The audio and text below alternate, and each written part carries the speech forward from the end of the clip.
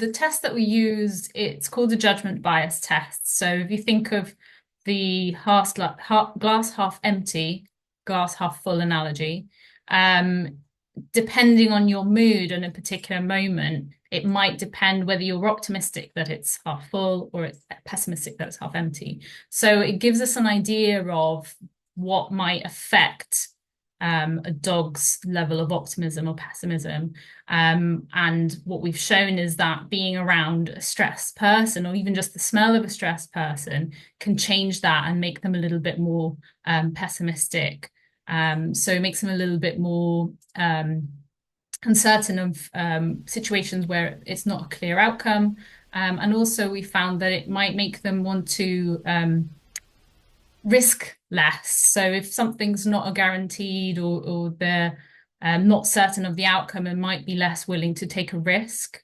And I think it's important for when we're considering training dogs and working with dogs that our emotions can have this effect on them, and it might affect how they learn as well. So we didn't find this effect with the relaxed odour. So I think it just highlights the importance of making sure when you're doing training or working with dogs that you're trying to keep relaxed, even if that means, doing a relaxing exercise before you go in, or if you've had a particularly stressful day, maybe putting off that training session so that it's not having that effect on your dog.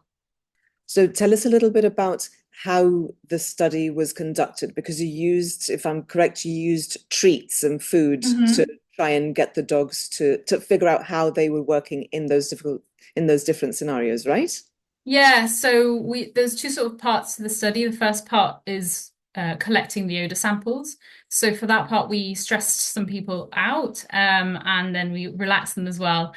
And we collected the samples during both of those conditions.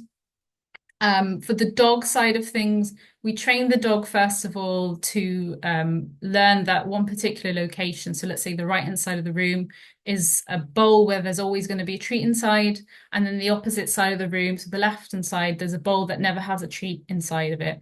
And we repeat that so they're able to come and approach the bowl and see what's in it, until they know that there's always food in one and never in the other. So we see a difference in how quickly they're approaching. And then what we do is we give them a bowl that's located in between those two. And now that's an ambiguous location. Like, I don't know what's going to be in there. Is there going to be something in there? And then we measure how quickly they go and see whether there is a treat in there.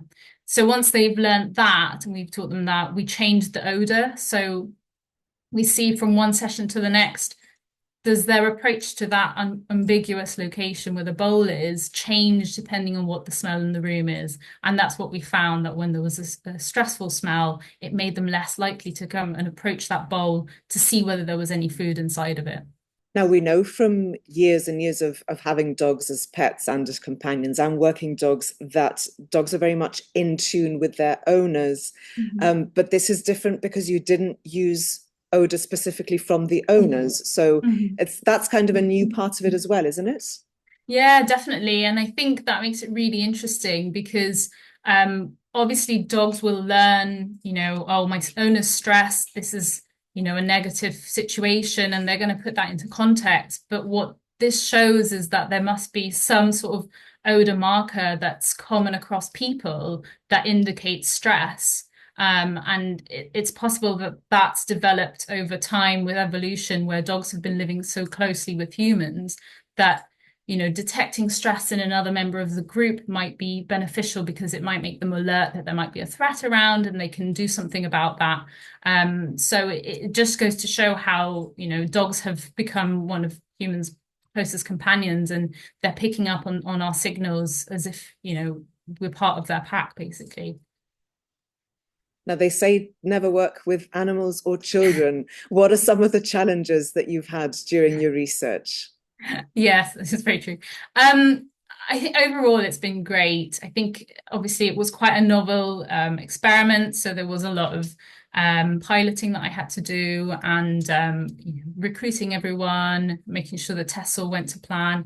So, I mean, the challenges were just discovering the best way to do things and the most efficient way to do things. But I think overall it worked out really well, and it made it worth it all in the end. What are the next steps? Yeah, so I think moving forward, it'd be really interesting to see the effect of other emotions. So things like, happiness, does that make them more optimistic potentially, or sort of more deep relaxation? So some of the more positive emotions would be really interesting to see. And we're also looking at the actual chemical differences between the samples. So we're analysing the odour samples to see whether we can also detect, using chemistry, the differences that the dogs might be detecting and putting that together with what we saw in the behaviour study.